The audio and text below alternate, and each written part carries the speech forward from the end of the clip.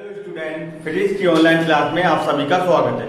बच्चों, जैसा कि आपने पहले की वीडियो में देखा था कि हमने इन चार फॉर्मूलों से न्यूमेरिकल करे थे या इसके आगे एक्सरसाइज की थी बच्चों, और इनकी हमने वीडियो भी बनाई थी और कुछ इंपॉर्टेंट सवाल जो हमने आप लोगों को कराए थे वीडियो के माध्यम से। उम्मीद करते हैं आप लोगों ने वीडियो को देखा होगा, उन सवालों को सीखा होगा। बच्चों जी, हमने जिस चार फॉर्मूले पढ़ाए थे इसको एक बार फिर से रिकॉल कर देते हैं आप लोगों के लिए। पहला फॉर्मूला पढ़ाया था हमने पेडमेस सूत्र। यहाँ आप मान सकते हैं अपवर्तनांक म्यू या एन भी मान सकते हैं। तो आपने एन बराबर क्या पढ़ा था? साइन डेल्टा एम प्लस ए अपॉन 2 अपॉन में साइन ए बाई 2। तो ये आपका हमने पढ़ा था पेडमेस सूत्र से बच्चों। उसके बाद एक और आया था कि जब हम पतले प्रिज्म में करते हैं प्रकाश का परावर्तन, तो हमने बताया था डेल्टा एम बराबर म्यू माइनस 1 इंटू ए। तो एक ये दूसरा फॉर्मूला हमने पढ़ा हुआ था बच्चों। उसके बाद बच्चों हम तीसरा फॉर्मूला देखते थे कि कोणीय विक्षेपण थीटा बराबर कोणीय विक्षेपण थीटा म्यू अपवर्तनांक बी माइनस अपवर्तनांक आर इंटू प्रिज्म कोण ए। तो इसके माध्यम से हमने सवाल पढ़ा। उसके बाद बच्चों एक और फॉर्मूला पढ़ा था विक्षेपण क्षमता ओमेगा बराबर mu V minus mu R upon mu minus 1। इस प्रकार हमने जी चार फॉर्मूले पढ़े थे बच्चों, और इन चारों फॉर्मूले से हमने एक एक दो सवाल आपके लिए वीडियो में प्रोवाइड कराएंगे और आपने इन सवालों को पढ़े होंगे बच्चों। अब एक और सवाल की हम इसके आगे इन चारों सवाल के 4 से 5 सवालों की एक ऐसी वीडियो या सवाल दे रहे हैं आप लोगों के लिए बच्चों। तो इन जो सवाल प्रीवियस ईयर में पेपर में पूछे गए हैं बहुत ही इंपॉर्टेंट है बच्चों। इन सवालों को बहुत ही अच्छे से देखना बच्चों। अब इन सूत्रों को फिर से एक बार रिकॉल कर ले जब तक हम पहला सवाल आपको देते हैं बच्चों। अब देखते हैं पहला सवाल। पहला सवाल आपका कहता है किसी प्रिज्म के पदार्थ का अपवर्तनांक कितना दिया बच्चों?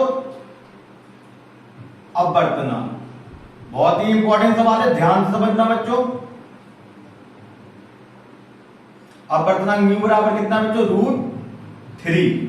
अब बच्चों इसमें एक लाइन बोली गई नीचे, आप देखेंगे यदि इसके लिए न्यूनतम विचलन कोण और प्रिज्म कोण बराबर है। मतलब कि बच्चों जो प्रिज्म कोण है वो ही विचलन है। इनने एक साफ साफ शब्दों में बोला है, तो प्रिज्म कोण कितना होगा बच्चों? कोई डिफिकल्ट नहीं है, बस धीरे धीरे जो हम स्टेप बताते जाए वो करते जाना और आपको सवाल का आंसर मिलता चला जाएगा। कुछ नहीं बच्चों, सबसे पहले लिखो न्यूनतम विचलन कोण डेल्टा एम, इसको अभी कुछ नहीं लिखो, और प्रिज्म कोण। बच्चों आप जानते हैं प्रिज्म कोण को ए से प्रदर्शित करते हैं और उसका मान भी ए होता है जब कुछ नहीं दिया होता। तो आपको मालूम है जब प्रिज्म कोण ए है तो न्यूनतम विचलन कोण भी कितना होगा? क्योंकि बोला गया है कि दोनों बराबर है, इक्वल है, तो क्या होगा? ए ही। ठीक है बच्चों। उसके बाद आपको फॉर्मूला रखिए, आपको निकालना है प्रिज्म कोण। तो आप निकालेंगे अपवर्तनांक बराबर sine delta M plus A by 2 upon sine A by 2। अब बच्चों इनने बोला है जो विचलन कोण है डेल्टा एम वो क्या है? ए, मतलब प्रिज्म कोण के बराबर है। तो यहां पर ए रखेंगे और यहां पर बच्चों मान दिया है अपवर्तनांक का, क्या दिया? √3। अब देखेंगे बच्चों यहां पर वैल्यू पुट करेंगे, अपवर्तनांक का मान √3 साइन प्रिज्म कोण कितना दिया? डेल्टा एम बराबर ए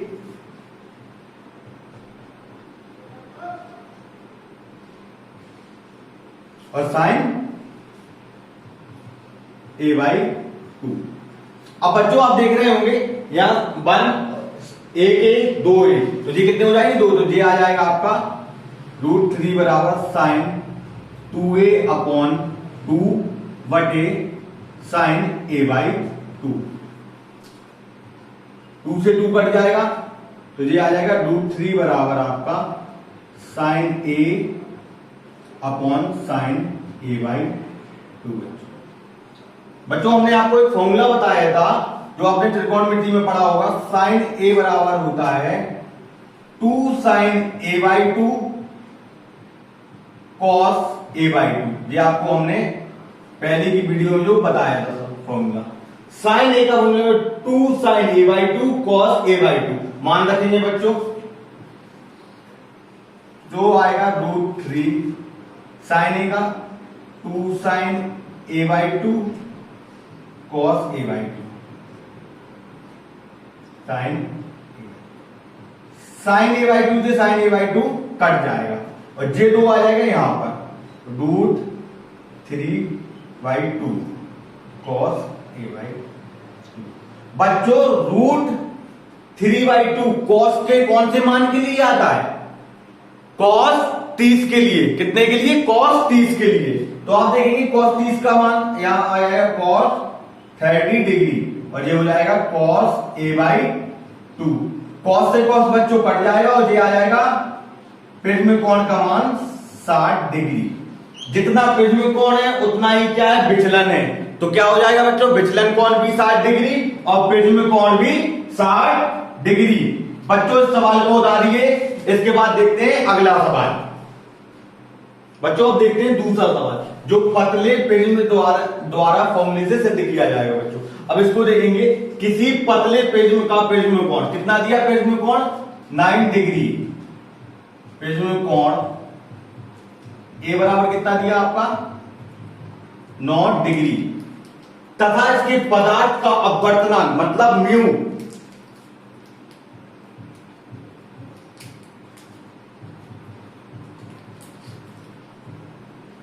1.5।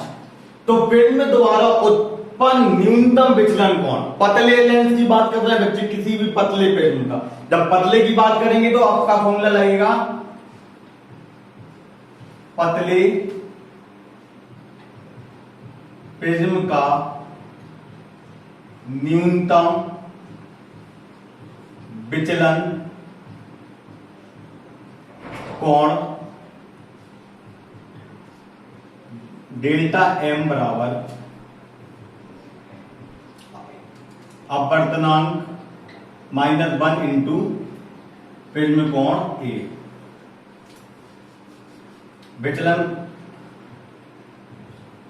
अपवर्तनांक का मान रखेंगे 1.5 -1 और प्रिज्म कोण का मान 9 डिग्री। बच्चों ये 1.5 में से 1 जाएगा बच्चों तो आपका बचेगा 0.5 मल्टीप्लाई 9 डिग्री। अब इसका गुणांश में करेंगे तो बच्चों आएगा 9×5 45 4.5 डिग्री। बच्चों तो कितना विचलन होगा प्रिज्म कोण का? 4.5 या 4.5 न्यूनतम विचलन कोण हमें प्राप्त हुआ। इस प्रकार बच्चों जिस सवाल भी इंपॉर्टेंट आप लोगों के लिए इसको उतारिए। उसके बाद देखते हैं तीसरा सवाल। बच्चों अब देखते हैं तीसरा सवाल। ये भी तीसरे फॉर्मूले से इंपॉर्टेंट है बच्चों। कोणीय परिक्षेपण ज्ञात करना या कोणीय परिक्षेपण के सूत्र से हम सवाल को ज्ञात करेंगे, जैसा कि हमने पिछली वीडियो में भी आपको इन सवालों को पढ़ाया है। अब बच्चों पढ़ेंगे लाल तथा बैंगनी रंग की प्रकाश की किरणों के लिए अपवर्तनांक क्रमशः कितना है? 1.52 और तथा 1.23 है। बच्चों यहां पर एक चेंजेस है, यहां बैंगनी तथा यहां लाल। अब बच्चों देखेंगे बैंगनी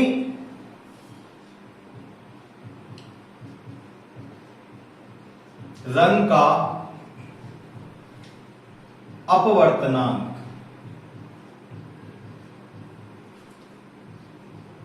म्यू ई बराबर कितना दिया? 1.529। लाल रंग का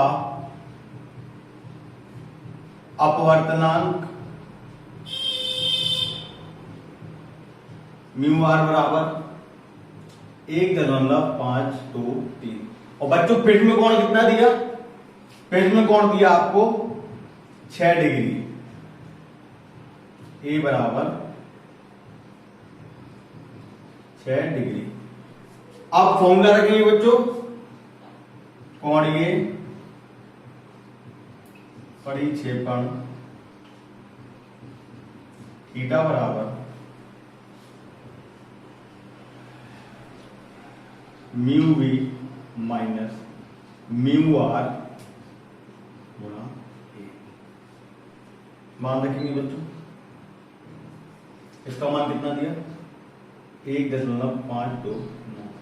इसका मान कितना दिया बच्चों 1.523 और ए का मान कितना दिया 6 डिग्री। बच्चों यहाँ देखेंगे, यहाँ आप देखेंगे लास्ट के देखेंगे 29 तो हमारा आंसर आएगा, मतलब यहाँ 3 6 बचेगा बच्चों, यहाँ पर 2 में से 2 जाएंगे 0, यहाँ 5 में से 5 जाएंगे 0, फिर दशमलव और फिर 0।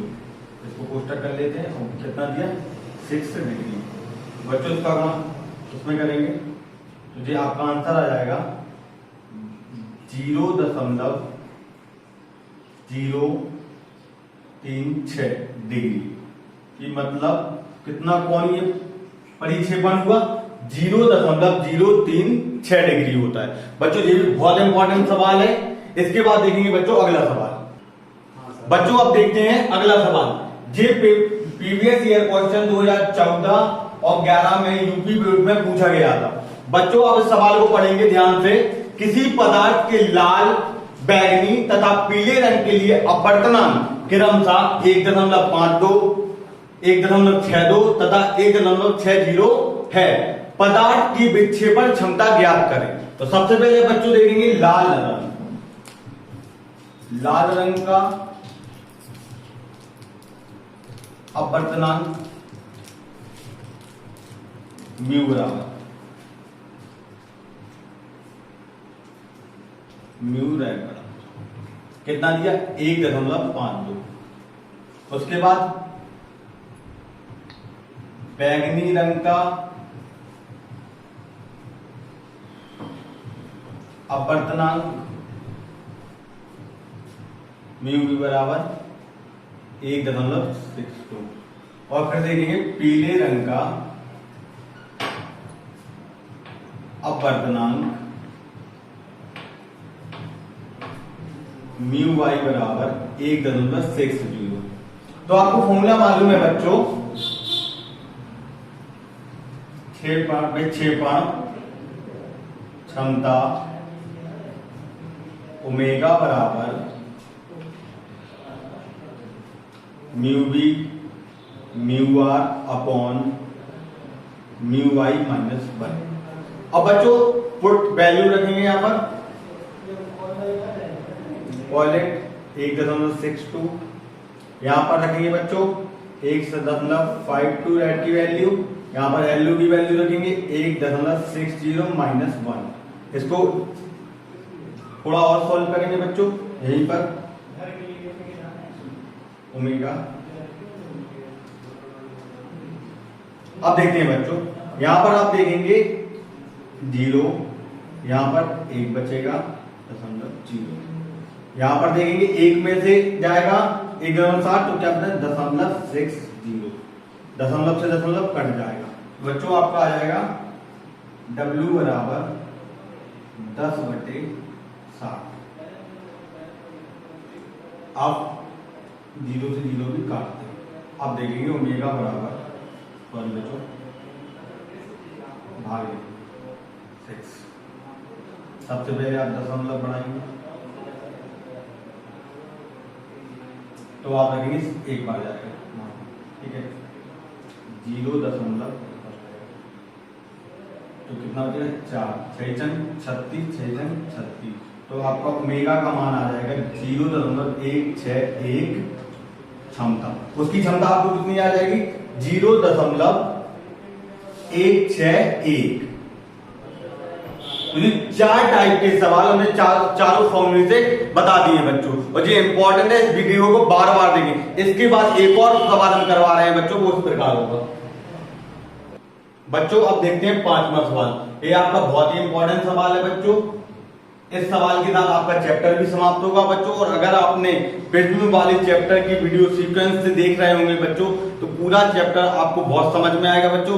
प्रकाश का जो इकाई होती है उसमें सबसे ज्यादा क्वेश्चन बनते हैं अगर न्यूमेरिकल के, तो वो पेरेंट्स के से ये बनते, इसलिए हमने ये वीडियो को एक बार फिर से बनाया है प्रीवियस ईयर के क्वेश्चन लेकर बच्चों। आप बच्चों इस सवाल को भी देखेंगे। क्या दिया, एक पिंड के पदार्थ का लाल रंग तथा पीले रंग के लिए अपवर्तनांक दिया हुआ है। कौन कौन कितना, 1.58 तथा 1.60 है। यदि पिंड में कोण 2 डिग्री हो तो दोनों रंगों का विचलन, मतलब अलग अलग हमें विचलन निकालना है बच्चों। ध्यान से समझना कि इस बार हमें क्या निकालना है, अलग अलग विचलन, तथा उन विचलनों के माध्यम से पिंड द्वारा उत्पन्न कोणीय परिक्षेपण ज्ञात करना। मतलब जो विचलन निकलेगा उनका अंतर निकाल के हम क्या निकाल पाएंगे, उनका कोणीय परिक्षेपण। बहुत ही इंपॉर्टेंट सवाल है बच्चों। अब पेपर में अभी तक तो नहीं आया, लेकिन ऐसा भी नहीं है कि सवाल आएगा नहीं बच्चों। 5 नंबर में पेपर में कई बार ऑप्शन में दिया होता है और बच्चे थ्योरी करके आते हैं, और बहुत ही इजी सवाल है बच्चों। 5 में से 5 ही नंबर सवाल में मिलते हैं बच्चों। तो अब देखेंगे बच्चों इस सवाल को सॉल्यूशन। बच्चों देखते हैं, एक पिंड के लिए पदार्थ का तो लाल रंग का अपवर्तनांक,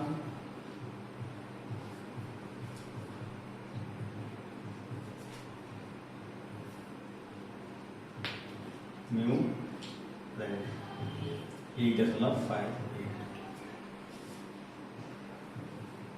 बैगनी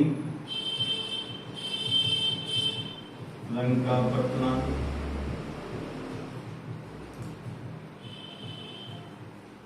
1.60, पेज में कौन,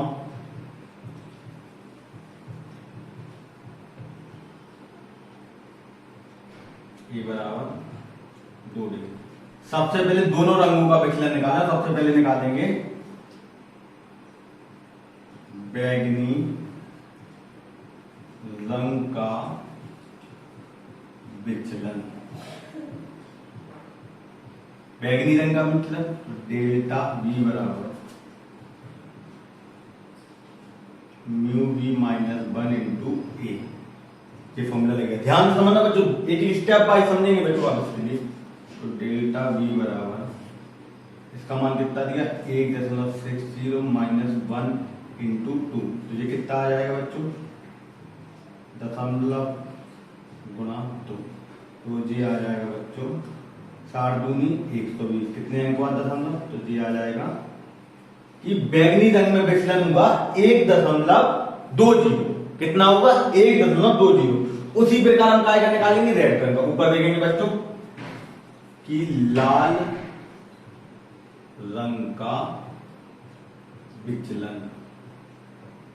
अब आपको फॉर्मूला तो हमने बताया था कि अब आर बराबर अपवर्तनांक R-1 इंटू ए। वैल्यू पुट करेंगे बच्चों, तो यहां पर कितना आएगा अपवर्तनांक, कितना दिया, 1.58 -1 इंटू 2 डिग्री। डेल्टा आर बराबर कितना बच जाएगा, कितना बचेगा बच्चों, 1.58 में से 1 जाएगा तो 0.58 इंटू 2 डिग्री का गुणा करें तो कितना बनेगा, जी आ जाएगा 8 दूनी 16, 1 बचेगा, 5 दूनी 10 और 1 11, 2 अंक बाद दशमलव। तो जे आपका आ जाएगा विचलन कितना कितना आ गया, बैगनी का विचलन आया 1.20 और रेड का विचलन आया 1.16। अब बच्चों ने बोला पिंड द्वारा उत्पन्न कोणीय परिक्षेपण, कोणीय परिक्षेपण क्या फॉर्मूला होता है, थीटा बराबर बच्चों विचलन v माइनस विचलन r। विचलन v का मान कितना दिया 1.20, विचलन r का मान कितना दिया 1.16। कितना बचेगा बच्चों, आप देखेंगे यहाँ 4 यहाँ पर एक 0 आ जाएगा 0.0, तो थीटा का मान कितना आ जाएगा, विचलन कितना हुआ 0.04। तो इस प्रकार प्रश्न का सवाल समाप्त होता है बच्चों जी। बहुत ही इंपॉर्टेंट सवाल है, इसको बार बार देखें, नोट करें बच्चों। अब कहना चाहते हैं इस प्रकार प्रश्न का चैप्टर समाप्त हो गया है, ये आपका पार्ट 6 था। इस प्रकार आपके पूर्ण रूप से हमने प्रश्न का टॉपिक पूरा क्लियर करा दिया। आप सीक्वेंस से वीडियो देखेंगे तो प्रश्न से रिलेटेड ऐसा कोई भी सवाल नहीं होगा बच्चों, या ऐसी कोई भी थ्योरी नहीं होगी जो आप लोगों से नहीं हो पाए बच्चों। ठीक है बच्चों, इस चैप्टर को अच्छे से पढ़िए बच्चों, इसके बाद हम नया चैप्टर लेकर आएंगे। ओके बच्चों।